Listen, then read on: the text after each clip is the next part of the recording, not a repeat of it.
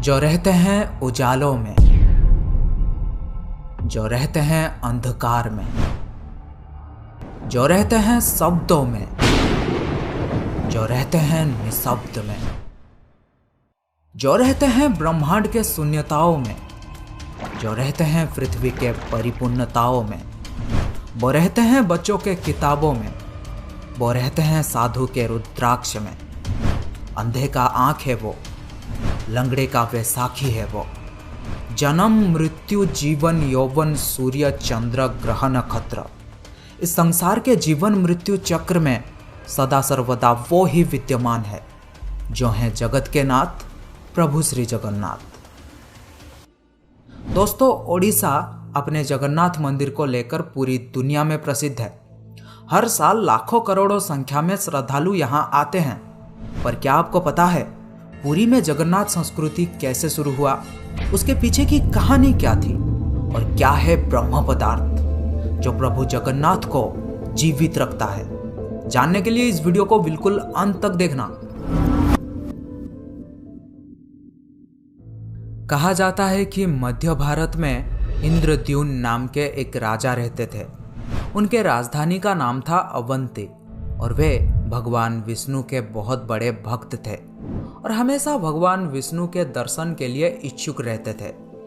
एक बार एक ऋषि घूमते हुए उनके महल में आ पहुंचे और कहने लगे, राजन, ओडिशा में भगवान विष्णु के भव्य रूप नीलमाधव को पूजा जाता है, लेकिन वो जगह ओडिशा के कौन से हिस्से में है यह आपको पता लगाना पड़ेगा। ये बात सुनते ही राजा इंद्रद्युम्न अत्यंत आनंदित हो उठे और तुरंत महल के मुख्य पुजारी के भाई विद्यापति को आदेश दिया कि वे ओडिशा जाकर नीलमाधव की खोज करें। राजा के आदेश अनुसार विद्यापति ओडिशा भ्रमण करने निकल पड़े। बड़े ही लंबी यात्रा के बाद जब विद्यापति ओडिशा पहुंचे तब उन्हें कुछ गुप्त चोरों के माध्यम से पता चलता है कि सबरों के मुखिया विश्ववासु एक गुप्त गुफा के अंदर नीलमाधव की पूजा करते हैं। ये बात सुनते ही विद्यापति विश्ववासु के सामने विनती करने लगे कि वे उन्हें देव पूजा की स्थान दिखाएं, लेकिन कबीले के सरदार ने साफ साफ इनकार कर दिया। विद्यापति उसी गांव में कुछ दिन के लिए रहने लगे। कुछ ही दिनों में उन्हें विश्ववासु के बेटी ललिता से प्यार हो गया और दोनों ने शादी भी कर ली। शादी के कुछ दिन बाद विद्यापति ने अपने पत्नी को नीलमाधव की सिर्फ एक झलक दिखाने के लिए अपने पिता को मनाने के लिए कहा। अब बेटी की जिद को देखते हुए आखिर विश्ववासु भी मान गए, लेकिन एक शर्त पर कि विद्यापति के आंखों में पट्टी बांधकर लिया जाएगा।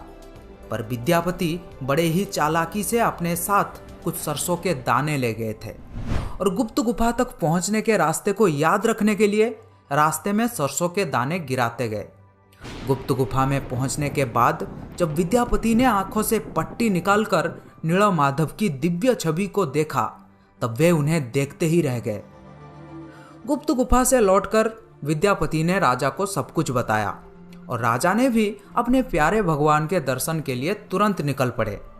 लेकिन जब राजा इंद्रद्युम्न विद्यापति के साथ गुप्त गुफा में पहुंचे तब उन्हें वहां कुछ नहीं दिखा। नीलमाधव अंतर्ध्यान हो चुके थे। राजा निराश होकर महल में लौट आए, पर उसी रात को उनके सपने में जैसे देवलोक से कुछ संदेश आया था कि वे पुरी जाएं और लकड़ी के एक दारू को बाहर निकालें जो पानी में तैर रहा होगा। राजा ने भी इस संदेश का पालन किया और उन्हें पुरी के समुद्र तट में सच में एक लकड़ी का तना तैरता हुआ दिखाई दिया। लेकिन राजा के सेवकों के लाख कोशिशों के बाद भी कोई भी उस लकड़ी के दारू को उठा नहीं पा रहा था। अंत में कबीले के सरदार विश्ववासु के सहायता से उस दारू को महल में लाया गया, परंतु उस लकड़ी के दारू में से कोई भी कारीगर नीलमाधव की छवि तराश नहीं पा रहे थे। कहते हैं कि जब इस काम को करना नामुमकिन हो गया तब देवताओं के शिल्पीकार श्री विश्वकर्मा एक बूढ़े बढ़ाई के रूप में प्रकट हुए। उन्होंने राजा को भरोसा दिलाया कि वे मूर्ति निर्माण कर सकते हैं, लेकिन कुछ शर्त पर कि वे भगवान विष्णु के मूर्ति को 21 दिन में बनाएंगे और अकेले ही बनाएंगे और कोई भी उनके काम में बाधा ना डाले। राजा ने यह सभी शर्त मान लिया। लोगों को सिर्फ आरी, छेनी और हथौड़ी इत्यादि की आवाजें सुनाई देती थी। लेकिन 15 दिन बाद जब रानी को कोई भी शब्द सुनाई नहीं दिया तब वे घबरा गए। उन्होंने सोचा कि बूढ़ा कारीगर शायद भूख प्यास से मर गया होगा। इसीलिए रानी गुंडीचा ने दरवाजा खोलने के लिए राजा के सामने जिद किया। आखिर में दरवाजा खोला गया और राजा ने देखा कि वो बूढ़ा कारीगर जैसे गायब हो गया है और अपने पीछे आधा बना 3 मूर्ति छोड़ गया है, जो आज प्रभु जगन्नाथ, बड़े भाई बलभद्र और छोटी बहन सुभद्रा के रूप में पुरी के श्री मंदिर में पूजे जाते हैं।